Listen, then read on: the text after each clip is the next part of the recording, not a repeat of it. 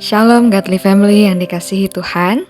Selamat memasuki tahun yang baru, tahun 2023. Kiranya di tahun ini kita dapat berjalan bersama menuju keserupaan dengan Kristus. Yuk pagi ini kita awali dengan menikmati teh hangat, teduhkan hati, dan hadirkan semangat dengan merenungkan firman Tuhan.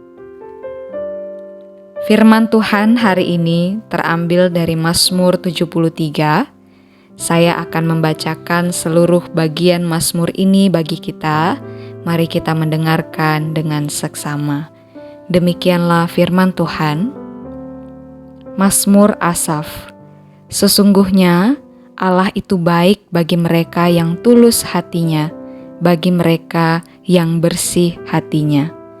Tetapi aku, sedikit lagi maka kakiku terpeleset, nyaris aku tergelincir.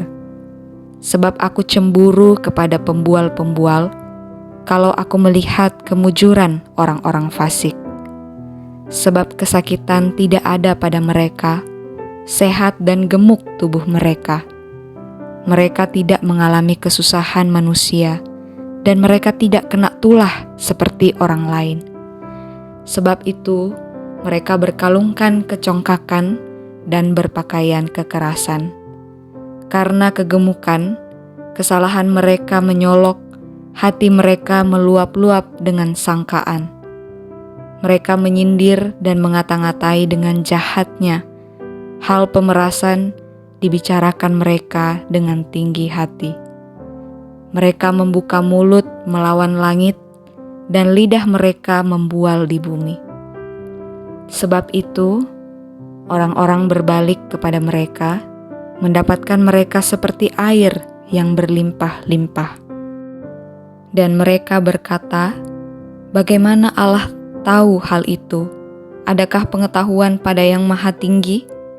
Sesungguhnya, itulah orang-orang fasik. Mereka menambah harta benda dan senang selamanya. Sia-sia sama sekali aku mempertahankan hati yang bersih dan membasuh tanganku tanda tak bersalah. Namun sepanjang hari aku kena tulah dan kena hukum setiap pagi. Seandainya aku berkata, aku mau berkata-kata seperti itu, maka sesungguhnya aku telah berkhianat kepada angkatan anak-anakmu. Tetapi ketika aku bermaksud untuk mengetahuinya, hal itu menjadi kesulitan di mataku, sampai aku masuk ke dalam tempat kudus Allah dan memperhatikan kesudahan mereka. Sesungguhnya di tempat-tempat licin kau taruh mereka, kau jatuhkan mereka sehingga hancur. Betapa binasa mereka dalam sekejap mata, lenyap, habis oleh karena kedahsyatan. Seperti mimpi pada waktu terbangun, ya Tuhan, pada waktu terjaga, rupa mereka kau pandang hina. Ketika hatiku merasa pahit dan buah pinggangku menusuk-nusuk rasanya, aku dungu dan tidak mengerti, seperti hewan aku di dekatmu. Tetapi aku tetap di dekatmu, engkau memegang tangan kananku. Dengan nasihatmu, engkau menuntun aku, dan kemudian engkau mengangkat aku ke dalam kemuliaan. Siapa gerangan ada padaku di sorga selain engkau? Selain engkau, tidak ada yang kuingini di bumi. Sekalipun dagingku dan hatiku habis lenyap, gunung batuku dan bagianku, tetaplah Allah selama-lamanya. Sebab sesungguhnya, siapa yang jauh daripadamu akan binasa. Kau binasakan semua orang yang berzinah dengan meninggalkan engkau.